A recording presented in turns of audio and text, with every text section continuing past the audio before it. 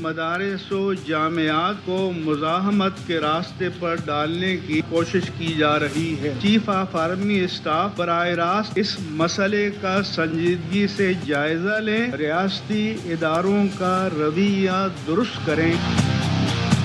دینی مدارس کو برقرار رکھنے پر، کہ آزادی اور خود مختاری برقرار رکھنے پر ہم سب ایک پیج پر ہیں۔ کوئی طاقت دنیا کی ہمیں اسے نہیں روک سکتی۔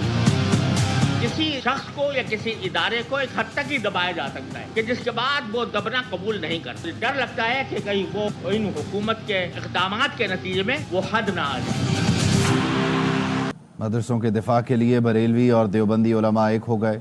مفتی منیب نے خبردار کیا، مزاحمت کے راستے پر ڈالنے کی کوشش کی جا رہی ہے۔ آرمی چیف مسئلے کا سنجیدگی سے جائزہ لیں، اداروں کا رویہ درست کریں۔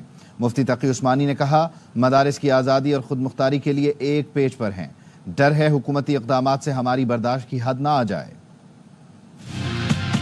دینی مدارس و جامعات کو مزاحمت کے راستے پر ڈالنے کی کوشش کی جا رہی ہے۔ چیف آف آرمی اسٹاف براہ راست اس مسئلے کا سنجیدگی سے جائزہ لیں، ریاستی اداروں کا رویہ درست کریں۔